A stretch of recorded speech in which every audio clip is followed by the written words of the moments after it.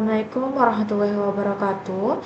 Perkenalkan, nama saya Jumalia dari Program Studi Ekonomi Syariah semester 3B. Baik, di sini saya akan menjelaskan langkah-langkah regresi dengan menggunakan aplikasi SPSS. Sebelum itu, kita harus mengetahui apa itu regresi. Jadi, regresi itu adalah metode analisis statistik yang digunakan untuk mengetahui dan mengukur hubungan antara satu variabel terikat dependen dengan satu atau lebih variabel bebas independen.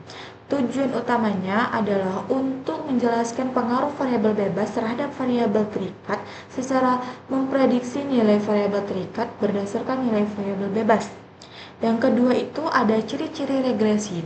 Regresi memiliki tujuh ciri. Yang pertama itu memiliki variabel bebas dan variabel terikat. Regresi selalu melibatkan minimal satu variabel bebas X dan satu variabel terikat Y. Yang kedua, menjelaskan hubungan antar variabel. Regresi digunakan untuk mengetahui arah dan kekuatan hubungan antara variabel X dan Y. Yang ketiga, bersifat kuantitatif. Data yang digunakan biasanya berupa angka dan dapat diukur. Yang keempat, digunakan untuk prediksi. Hasil regresi dapat digunakan untuk memperkirakan nilai variabel terikat di masa depan. Dan yang kelima, memiliki persamaan matematis. Hubungan antar variabel dinyatakan dalam bentuk persamaan. Misalnya, Y sama dengan A ditambah BX. Yang keenam, mengukur pengaruh variabel bebas. Regresi menunjukkan seberapa besar perubahan Y dan akibat perubahan X. Dan ketujuh, yang terakhir, dapat terlihat dari satu atau lebih variabel bebas. Ada regresi sederhana 1X dan regresi berganda X lebih dari 1X. Yang ketiga, ada tujuan regresi. Regresi memiliki 5 tujuan. Yang pertama itu mengetahui hubungan antar variabel. Yang kedua, mengukur pengaruh variabel bebas. Yang ketiga, memprediksi nilai variabel terikat. Yang keempat, membuat model atau persamaan matematis. Dan yang kelima, atau terakhir, membantu pengambilan keputusan.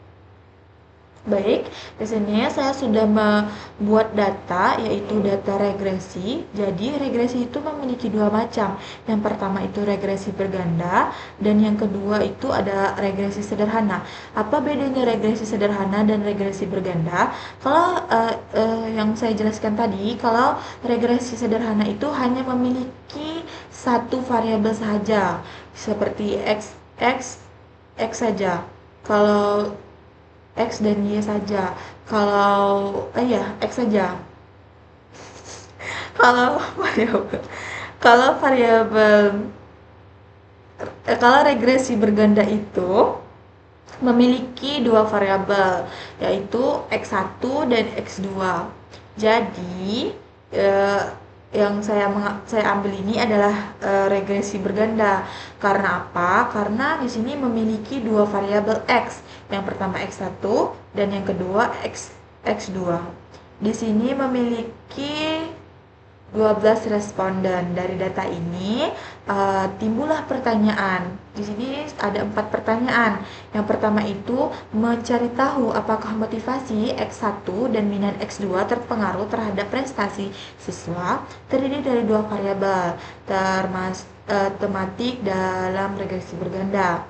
Yang kedua, mencari tahu tentang uji T, mengetahui pengaruh X1 secara tersendiri terhadap Y tanpa variabel minat.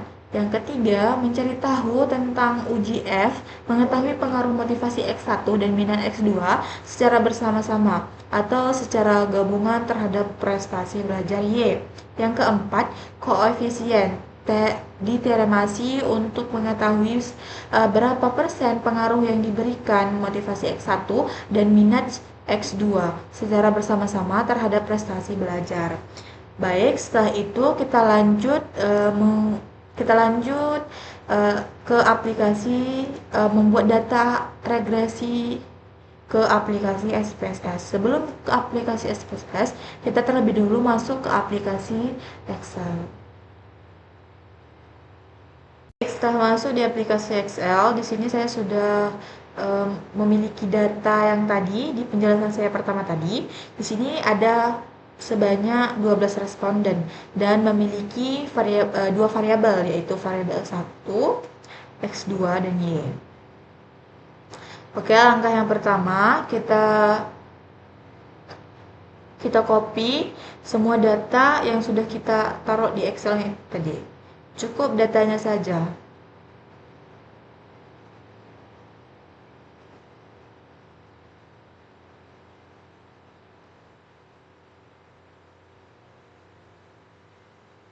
Oke, lalu kita copy, Ctrl C. Setelah itu kita lanjut masuk di aplikasi SPSS. Di aplikasi SPSS ini ada dua, yaitu ada data view dan variable view. Yang pertama kita klik di variable view terlebih dahulu. Di name ini kita buat dua variabel X tadi dan Y. Nama X1, X2, dan Y. Di desimal ini kita jadikan 0.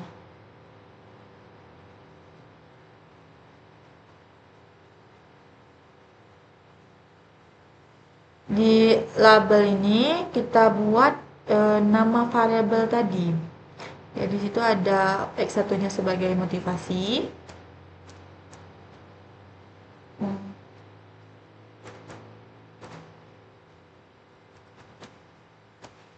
Yang kedua, X2-nya minat. Lalu prestasi Y. Oke, setelah itu kita lanjut klik di data view di bawah ini. Sudah ada nama tiga variabel tadi. Lalu kita paste yang sudah kita copy di Excel tadi.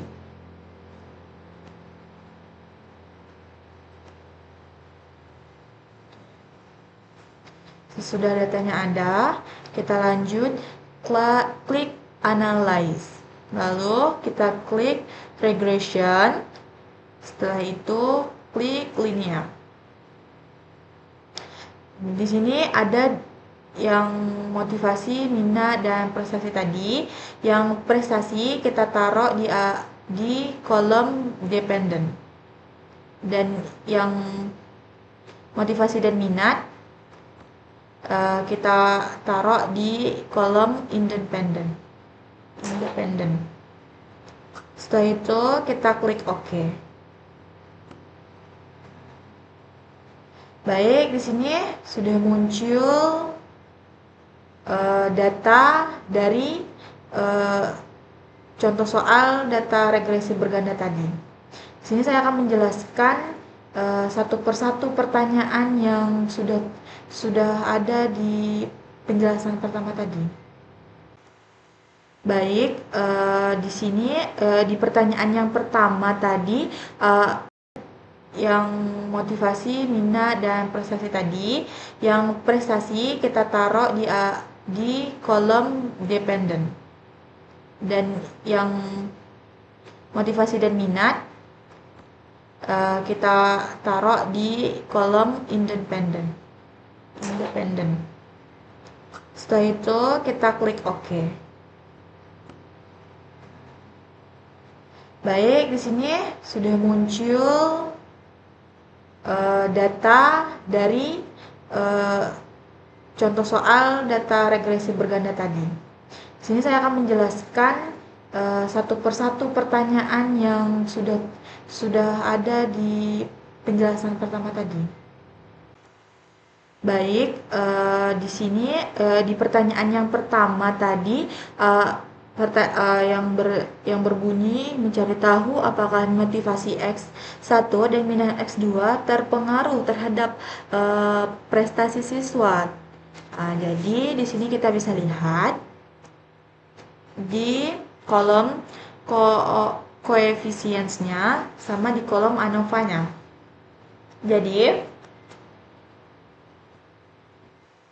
Jadi untuk pertanyaan satu ini diketahui nilai SIG-nya ini untuk pengaruh X1 terhadap Y adalah sebesar 0,347 nih di bagian kolom yang kolom terakhir bagian kedua ini lebih besar dari 0,025 dan nilai T hitungnya sebesar 0,992 yang berarti lebih kecil dari T tabel 2,262 sehingga dapat disampaikan bahwa pertanyaan pertama ini ditolak yang berarti tidak dapat pengaruh X1 terhadap Y yang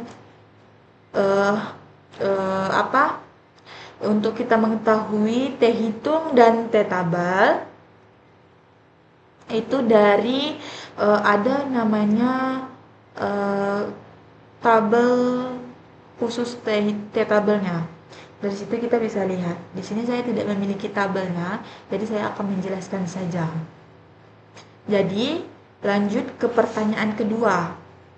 Ke pertanyaan kedua tadi ada yang berbunyi mencari tahu tentang uji T, mengetahui pengaruh X1 secara tersendiri terhadap Y tanpa variabel minat. Jadi dari pertanyaan kedua ini diketahui nilai signya untuk pengaruh X2 terhadap Y adalah sebesar 0,07 yang berarti lebih kecil dari 0, lebih kecil dari 0,05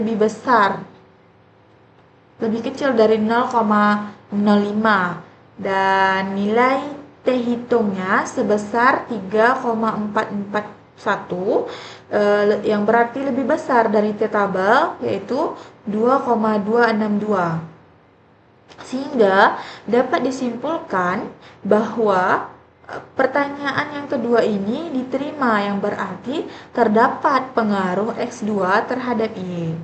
Dan yang pertanyaan ketiga tadi yang berbunyi mencari tahu tentang uji F, mengetahui pengaruh motivasi X1 dan minat X2 secara bersama-sama atau secara gabungan terhadap prestasi belajar Y. Jadi dari pertanyaan ketiga tadi, berdasarkan output di atas diketahui nilai signya untuk pengaruh X1 dan X2 secara simultan terhadap Y adalah sebesar 0,0. Dari kita lihat di tabel ANOVA ya, di kolom terakhir 0,0. Lebih kecil dari 0,5. Dan nilai F hitungnya sebesar 23,978 yang berarti lebih besar dari F tabel 4 yang F tabelnya itu yang berarti lebih besar dari F tabel yaitu 4,10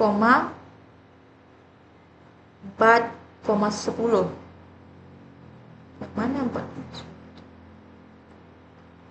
4 jadi sehingga dapat disimpulkan bahwa pertanyaan yang ketiga ini diterima yang berarti terhadap pengaruh X1 dan X2 secara simultan terhadap Y. Dan pertanyaan yang terakhir itu pertanyaannya yang berbunyi koefisien determinasi untuk mengetahui berapa persen pengaruh yang diberikan motivasi X dan minat Y secara bersama-sama terhadap prestasi siswa.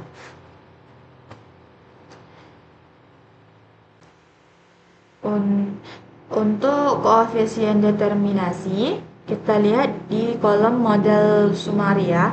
Jadi berdasarkan output yang di atas ini diketahui nilai R square-nya sebesar 0,842. Hal ini mengandung arti bahwa pengaruh variabel X1 dan X2 secara simultan terhadap variabel Y adalah sebesar